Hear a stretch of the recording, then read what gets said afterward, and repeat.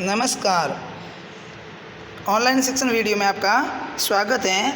आज अपन हिंदी में 7वीं कक्षा के बाल महाभारत कथा में पाठ संख्या 8 द्रोणाचार्य का भाग प्रथम पढ़ेंगे।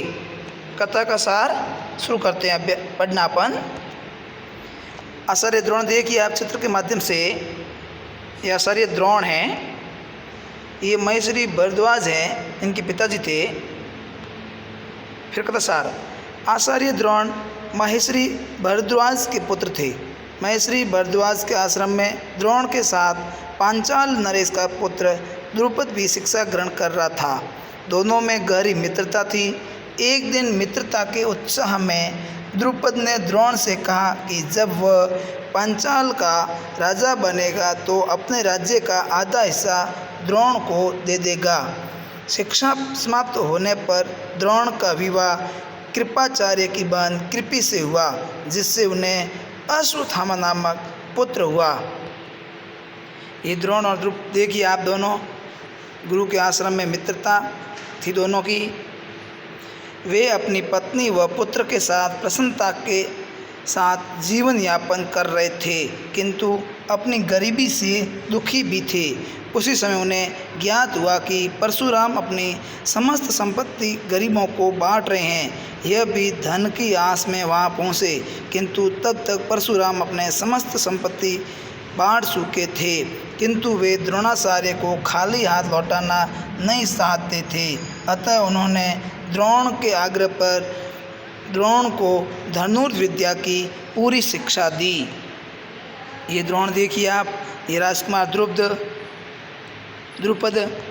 फिर आगे देखिए, कुछ समय पश्चात द्रोण को ज्ञात हुआ कि पांचाल नरेश की मृत्यु हो जाने पर उनका आश्रम साथी और परम मित्र द्रुपद पांचाल का राजा बन चुका है। अतः उसे कुछ धन की सहायता की अपेक्षा से द्रोण पांचाल राजा द्रुपद के पास पहुँचे और द्रुपद को अपने और उनकी बाल्यकाल की मित्रता तथा द्रुपद को वसन का स्मरण कराया। ये पांचाल देश का राजा, देखिए आप, द्रुपद को द्रोण का इस प्रकार उसके पास आना और उससे मित्र कहकर बुलाना अच्छा नहीं लगा। उसने द्रोण के साथ मित्रता का व्यवहार तो करना दूर, अपितु उनका बहुत अपमान करते हुए उससे कहा कि दरिद्र की धनिक के साथ, मूर्ख की विद्वान के साथ और कायर की वीर के साथ कभी मित्रता नहीं हो सकती। ये देखिए, ये राजा द्रुपद बैठे हैं सभा में और द्रोणाचार्य उनसे मित्रता दोष निभाने की बात कहने गए थे। मित्रता सदैव बराबर वालों से हो सकती हैं। जो किसी राज्य का स्वामी ना हो वह कभी राजा का मित्र नहीं हो सकता। द्रुपद के व्यवहार से अपमानित और लज्जित द्रोण ने द्रुपद को सबक सिखाने और बचपन में द्रुपद द्वारा दिए गए वचन को पूरा करने का निश्चय करके हस्तिनापुर अपनी पत्नी के भाई कृपाचार्य के यहाँ रहने लगे। ये कृपाचार्य की बहन देखो आप, उनका विवाह हुआ था, वो विवाह चित्र इसमें, उसमें द्रुपद के पिता जिनकी मृत्यु हो गई थी, उसके बाद द्रुपद पांचाल राजा बने थे। एक बार खेलते समय हस्तिनापुर के राजकुमारों की गेंद कुएं में गिर पड़ी, जिससे निकालने के प्रयास में युधिष्ठिर की अंगूठी भी कुएं में जा गिरी। वे सभी निराश होकर गेंद और अंगूठी निकालने के उपाय सोच रहे थे। तभी एक ब्राह्मण ने उनसे गेंद निकालने को बात कही। राजकुमारों ने ब्राह्मण को अंगूठी के बदले कृपाचार्य के घर पर दावत देने का वादा किया। ये हस्तिनापुर के राजकुमार खेल रहे थे और खेलते खेलते उनकी गेंद कुएं में गिर जाती हैं। उसके बाद वो क्या करते हैं, ये देखो, कुएं के सब मित्र हैं वो खड़े हैं और मित्रों की गेंद इसमें गिर गई हैं। ग्रुप आए हैं बताने के लिए। आगे देखिए, तो उस ब्राह्मण ने सिंके गेंद में मारकर कुएं के किनारे तक सिंके से सिंके सिपकते गेंद को तुरंत कुएं से बाहर निकाल दिया। ये सिंके मतलब बांस की घास होती है, उतनी नुकीली होती है और अंदर से खोखली होती है। वो एक दूसरे इतने मतलब धनुर्विद्या में वो निपुण थे। ब्राह्मण के इस कर्तव्य से शकित व प्रसन्न राजकुमारों ने द्रोण से युधिष्ठिर की अंगूठी भी कुएं से निकालने का निवेदन किया। उनके निवेदन पर द्रोण ने कुएं में तीर चलाया और वह युधिष्ठिर की अंगूठी लेकर ऊपर आ गया, यानी कि उन्होंने गेंद भी निकाल दी और अंगूठी भी निकाल दी। ये देखिए गेंद वो कैसे मारते हैं, ये तीर पानी में गिरी हुई है, फिर निकाल दिए। और देखो धनुष विद्या में अंगूठी भी निकाल दी युधिष्ठिर की। द्रोण के इस कर्तव्य पर राजकुमारों को और अधिक आश्चर्य हुआ और उन्होंने हाथ जोड़कर सम्मानपूर्वक द्रोण से उनका परिचय मांगा। तो द्रोण ने यहाँ उन्हें घटित हुआ पूरा वृत्तांत पितामह भीष्म को सुनाकर उन्हीं से उसका द्रोण का परिचय प्राप्त करने को कहा। राजकुमारों से पूरा वृत्तांत सुनते ही पितामह भीष्म तुरंत ताड़ गए कि वह व्यक्ति कोई अन्य नहीं अपितु गुरु द्रोणाचार्य हैं। ताड़ यानी जानना।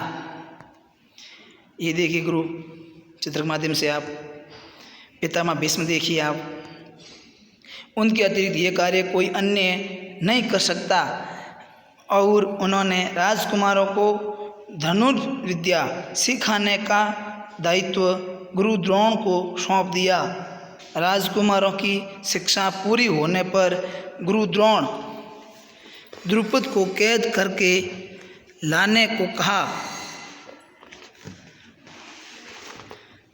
द्रोण की आज्ञा पर सर्वप्रथम दुर्योधन ने कर्ण के साथ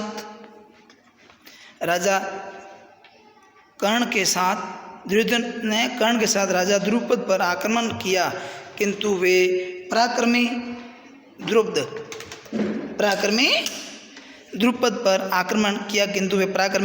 द्रुपद से हार कर वापस लौट आए। तो इस बार द्रोण ने अर्जुन को आज्ञा दी। ये द्रोणाचार्य देखिए आप, दुर्योधन और कर्ण पहले युद्ध में गए थे, हार के वापस आ गए। फिर अर्जुन गया, देखो अर्जुन पराक्रमी। अर्जुन ने द्रुपद की सेना को तहस नहस करके द्रुपद को उसके मंत्री सहित बंदी बनाकर गुरु द्रोण के समक्ष उपस्थित कर दिया। द्रोण ने मुस्कुराते हुए द्रुपद से कहा कि हे पांचाल नरेश, भयभीत होने की आवश्यकता नहीं। तुम्हारी हमारी बचपन में घनिष्ठ मित्रता थी, जिससे तुम राजा बनते ही भूल गए और संपत्ति के घमंड में तुमने मेरा अपमान करते हुए मुझसे कहा था कि एक राजा की मित्रता एक राजा से ही हो सकती है। इन्हें बदला लेने की भावना वापस दिख रहे हैं। ये देखिए द्रुपद को बंदी बनाकर लाया हुआ है, उनके मंत्री सब। अतः मुझे युद्ध करके तुम्हारा राज्य छीनना पड़ा, किंतु मैं तुमसे केवल मित्रता करना चाहता हूँ और तुम्हारे अनुसार मित्रता केवल बराबर वालों में ही हो सकती हैं, इसलिए मैं तुम्हारा आधा राज्य वापस करता हूँ।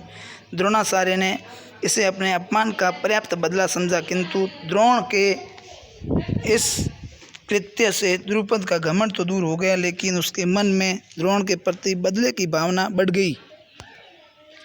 ये अश्वत्थामा पुत्र था द्रोणाचार्य, ये दृष्टमन पुत्र धृष्टद्युम्न, जिसने द्रोण को मारा था, द्रुपद का बेटा है। ये द्रोण और परशुराम। द्रोण से बदल लेना ही उसके जीवन का लक्ष्य बन गया, जिससे प्राप्त करने के लिए द्रोण का वध करने के योग्य पुत्र और अर्जुन से विवाह योग्य कन्या प्राप्त करने के लिए कठोर तप किया। किसने? द्रोण ने। अतः उसने धृष्टद्युम्न नामक पुत्र, जिसने कुरुक्षेत्र में द्रोण का वध किया, और द्रौपदी नामक कन्या, जिसका विवाह अर्जुन के साथ हुआ, ये दोनों प्राप्त किया। अतः इस प्रकार द्रोणाचार्य का अंत हो गया और फिर द्रौपदी है वो अर्जुन से विवाह कर दिया। ऐसे पुत्र और पुत्री प्राप्त किए। ये द्रौपदी देखिए आप चित्र के माध्यम से। फिर देखो ये वध करते हुए द्रोणाचार्य का दृष्टुमन। कठिन शब्दार्थ: वितरित करना यानी बांटना, गमन यानी जाना, देहवसान यानी मृत्यु, लकड़पन यानी बचपन, ऐश्वर्य यानी धन संपत्ति, मद यानी नशा, घमंड यानी मत या स्वर। मद यानी नशा, घमंड, मत यानी स्वर। अखंड यानी बुरा लगना, सजनों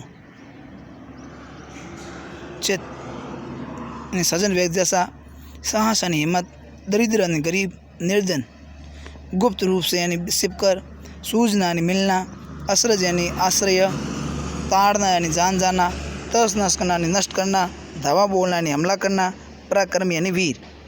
ये शब्दार्थ आपको अपनी कॉपी में लिखने हैं। फिर प्रश्न है, द्रोणाचार्य किसके पुत्र थे? द्रोणाचार्य महेश्वरी भरद्वाज के पुत्र थे। दूसरा प्रश्न है, आश्रम में प्रदेश में द्रोणाचार्य का घनिष्ठ मित्र कौन था? तो आश्रम में प्रदेश में द्रोणाचार्य का घनिष्ठ मित्र 5 साल देश का राजकुमार द्रुपद था। तीसरा है, मित्र के उत्साह में द्रुपद ने द्रोणाचार्य को क्या आश्वासन दिया था? तो मित्रता के उत्साह में द्रुपद को 5 साल का राजा बन जाने पर अपना आधा राज्य देने का आश्वासन दिया था। फिर चौथा प्रश्न है, द्रोणाचार्य का विवाह किसके साथ हुआ? तो द्रोणाचार्य का विवाह कृपाचार्य की बहन कृपी के साथ हुआ था। 5वां प्रश्न है, द्रोणाचार्य के पुत्र का क्या नाम था? तो द्रोणाचार्य के पुत्र का नाम अश्वत्थामा था। 6वां प्रश्न है, द्रोणाचार्य परशुराम के पास क्यों गए थे? तो परशुराम अपनी समस्त संपत्ति गरीबों में बांट रहे थे। द्रोणाचार्य भी दान में कुछ संपत्ति प्राप्त करने के उद्देश्य से परशुराम के पास गए। 7वां प्रश्न है, दान में परशुराम से द्रोणाचार्य को क्या प्राप्त हुआ? तो उत्तर है, दान में परशुराम से द्रोणाचार्य को अस्त्र संचालन की विद्या प्राप्त हुई। 8वां प्रश्न है, पांचाल नरेश द्रुपद के पुत्री थे, तो उसके पुत्र थे धृष्टद्युम्न और पुत्री द्रौपदी। धन्यवाद विद्यार्थियों, अगला अपन कल पढ़ेंगे।